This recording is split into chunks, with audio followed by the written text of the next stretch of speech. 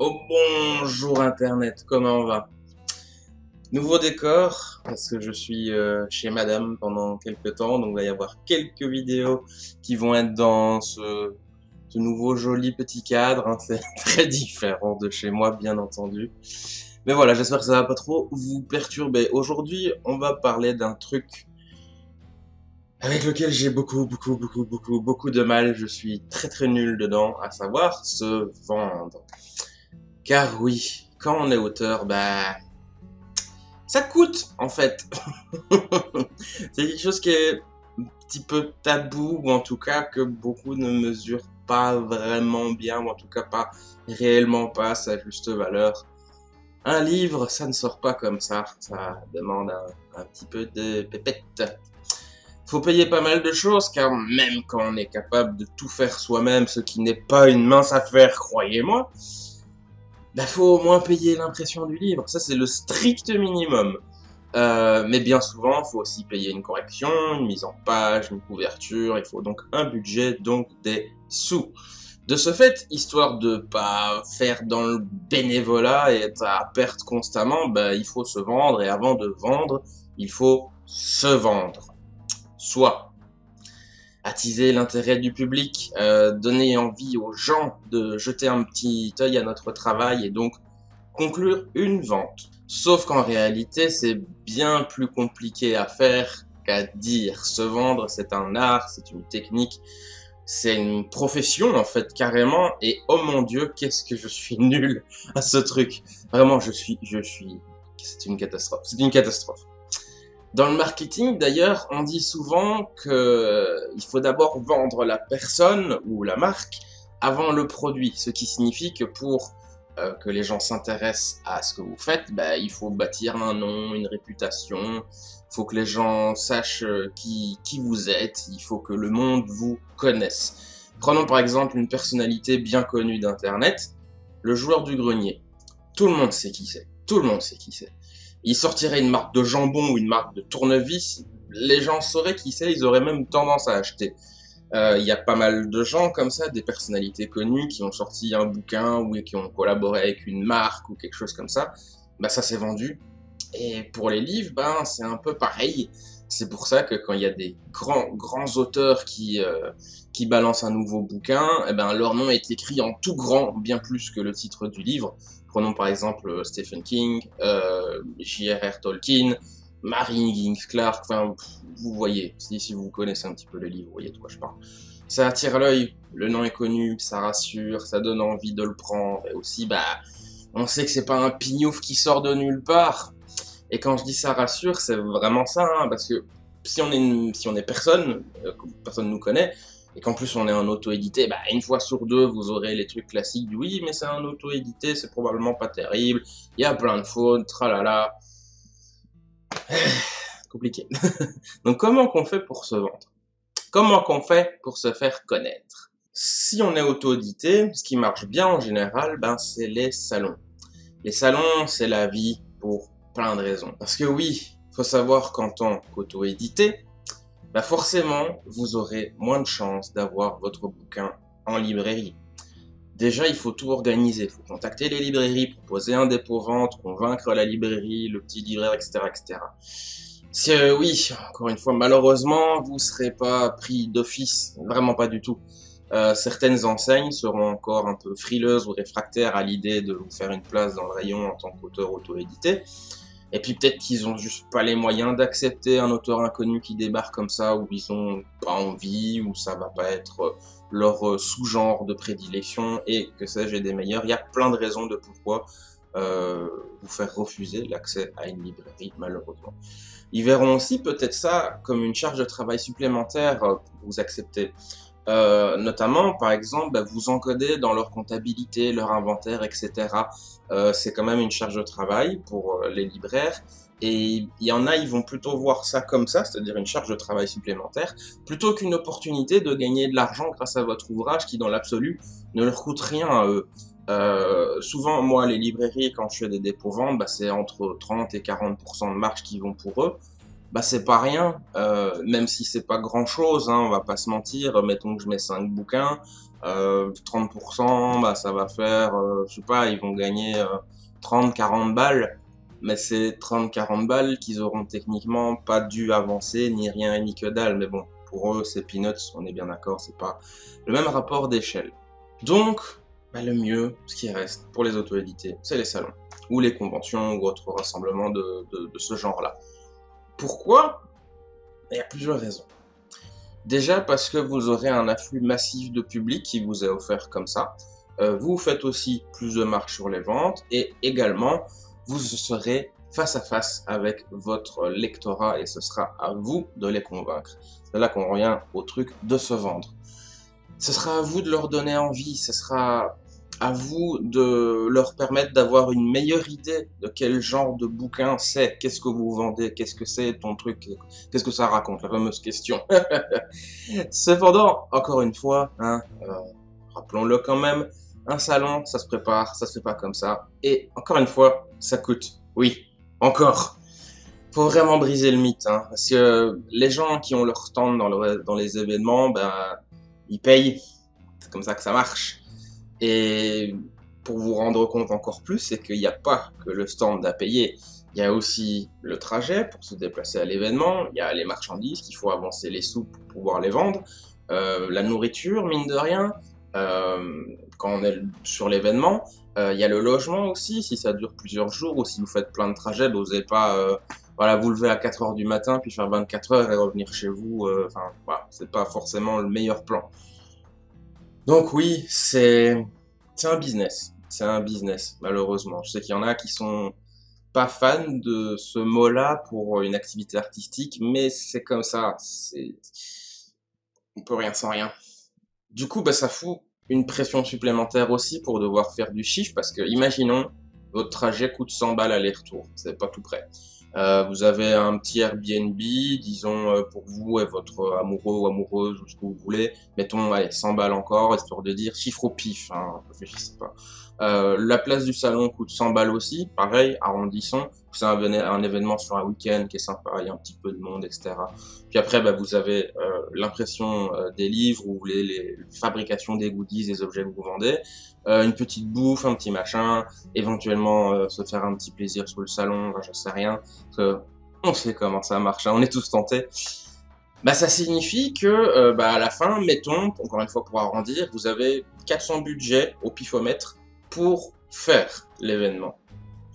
Ça signifie qu'il faudra vendre entre, allez, 30 et 40 bouquins, disons, ou encore une fois à la louche, sur l'événement pour rentabiliser les dépenses que vous faites et éventuellement vous faire une petite marge. Pour faire des calculs, pour voir exactement à partir de combien vous faites des vrais bénéfices. Mais voilà, c'est moche, hein? Ouais, ça fait mal. Très très mal. Je sais de quoi je parle. Et je peux vous dire que vendre 30 ou 40 bouquins sur 2 jours, bah, c'est pas donné à tout le monde. Moi, si je fais ça, je suis heureux, je le dis. Voilà, je sais même pas si j'ai déjà réussi à faire ça. Non, je pense pas. Je crois que il y a une fois un événement où j'ai fait pas mal de ventes sur un jour et j'ai fait des bénéfices sur cet événement, mais ouais, peut-être pas à ce point-là. Pourtant, même si c'est compliqué, comme je l'ai expliqué, un petit peu détaillé ici, comment rentabiliser votre truc, faire des bénéfices, agrandir votre business et vous faire connaître et compagnie, c'est le meilleur moyen, les salons, de vous faire connaître en tant qu'auteur. Parce que, encore une fois, vous êtes directement devant votre public. C'est pas le cas quand vous êtes dans des librairies ou des choses comme ça. Ou sur Amazon ou votre site et tout, c'est très impersonnel. Là, vous êtes face à la personne, elle peut voir ce que vous faites et tout.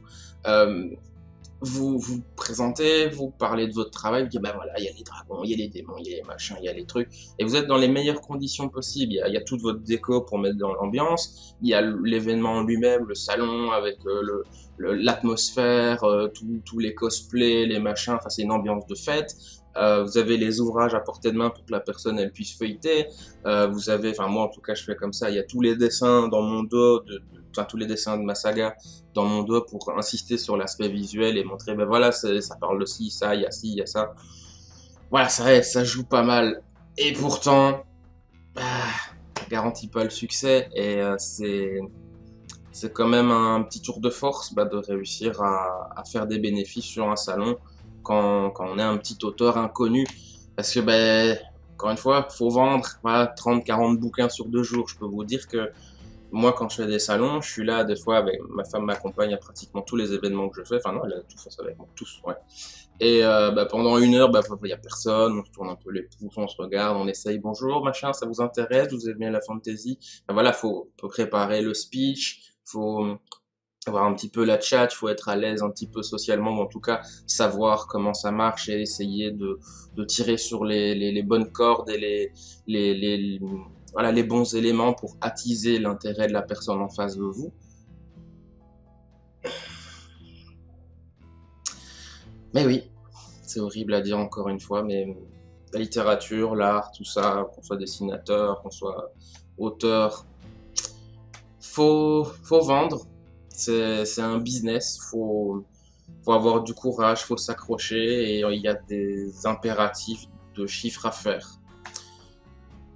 Moi, j'ai déjà vu dans des salons que j'ai fait, des auteurs ou des personnes qui avaient des stands à côté des nôtres, à la fin de l'événement, ils rangeaient tout leur barda à la fin de la convention et ils ont fait pratiquement aucune vente et donc leur salon, c'est une perte totale et ils sortent de là dégoûtés, tristes, déçus. Ça fait mal au cœur. Franchement, ça fait mal au cœur, mais c'est le risque du jeu. Il faut en avoir conscience. Du coup, il y a aussi les petits événements gratuits qui sont un meilleur plan, on va dire, pour se faire un petit bénéfice et aussi faire ses premiers pas et ses premières armes.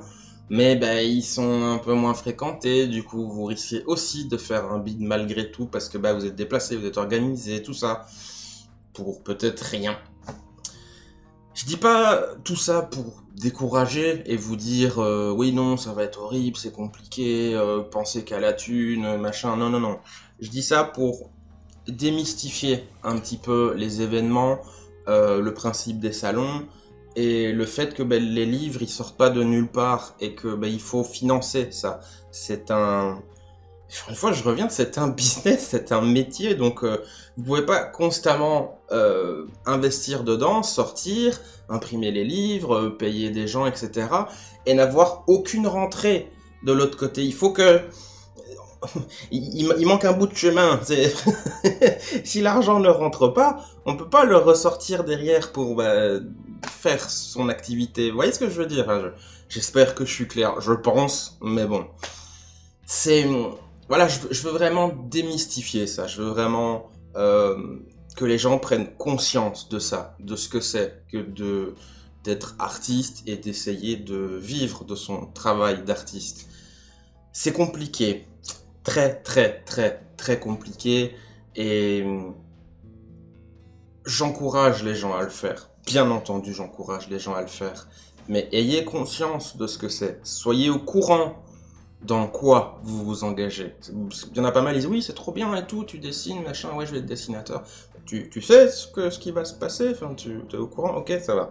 Voilà, je veux juste que ce soit clair là-dessus parce que j'ai l'impression qu'en ce moment on n'en parle pas vraiment de ça, ou on le met un petit peu de côté, on le cache un peu, on n'en parle pas trop, voilà ça c'est là mais voilà. C'est continue de dessiner, voilà ça va aller. Oui mais ça va aller, mais comment je fais pour avoir des rentrées moi? Bref. Du coup, les salons, oui, c'est pour moi en tout cas le meilleur plan que j'ai trouvé qui fonctionne pas trop mal et qui est accessible quand on démarre de zéro. C'est vraiment une super ambiance, les organisateurs sont la plupart du temps, hein, pas tout le temps, mais très majoritairement vraiment cool. En général, ils essayent de faire plaisir aux gens qui viennent dans leur événement parce que c'est une vraie plus-value pour eux aussi. Voilà, il y a des cosplays de partout, des stands magnifiques, il y a plein de petits objets que vous avez juste envie, c'est de les acheter. Donc c'est vraiment une ambiance cool, fun, bon enfant, où on met en avant plein de créativités différentes. Mais voilà, on parle pas souvent du côté coup de poker que ça consiste, tout ça, le fait d'essayer de se vendre et le fait de faire ses premiers pas dans les ventes de nos produits. Vous n'avez pas de garantie de réussir, malheureusement, C'est un peu un jet de dés, il y a plein de paramètres un peu aléatoires qui rentrent en compte, et notamment aussi, malheureusement, un petit coup de chance. Dans mon expérience, du coup, bah, c'est un peu le meilleur plan pour être au plus près de vos lecteurs. Ça et les dédicaces aussi, j'en ai pas vraiment parlé, mais les dédicaces, voilà, c'est connu. Mais il faut déjà avoir accès à la librairie aussi, donc c'est un peu différent. Maintenant, quand on part sur les salons, il faut aussi, comme j'ai dit, préparer, et ça va aussi avec choisir son événement, choisir son lieu, sa date, la démographie, le type de public qui vient, etc. Moi, par exemple, je sais que j'ai le plus de chances de fonctionner dans les conventions geek et les trucs un petit peu, voilà, internet, pop culture et compagnie. Quelques noms comme ça, Medinasia, Comic Con et des autres trucs comme ça, que des salons littéraires classiques, parce que on a observé avec ma petite femme qu'il valait mieux cibler d'abord l'aspect imaginaire, fantasy, etc., plutôt que l'aspect livre. Dans les salons que j'ai fait, en tout cas, voilà, c'est ce qu'on a observé, c'est là où j'ai fait le plus de ventes, c'était dans les trucs un petit peu geek, un petit peu, voilà, japanimation, manga, pop culture, où il y a des stands avec des t-shirts Jurassic Park, Retour vers le futur, etc. Vous voyez normalement de quoi je parle. Donc voilà, les salons c'est génial et honnêtement j'adore en faire, je vous recommande d'en faire et de tenter votre chance, mais attention, réfléchissez bien quand même à ce que vous faites quand vous vous lancez, car ça peut littéralement vous coûter cher. Quand on est artiste, auteur, artisan, dessinateur, etc., il faut se vendre. Il faut voir ça comme un business parce que sinon, bah, votre projet il coule tout simplement. Vous pouvez pas continuellement mettre de l'argent dedans s'il n'y a rien qui rentre. Voilà. Donc bonne chance à tous mes collègues et camarades qui se sont lancés dans leur petite activité. Je vous souhaite le plus de succès du monde. Et puis bah moi aussi, tant qu'à faire. Au revoir Internet, gros bisous. Mouah. Comme disait ma femme, hein. Voyez, j'ai une photo d'elle. Abonnez-vous, likez, partagez, appuyez sur la cloche, puis mettez un commentaire aussi, hein.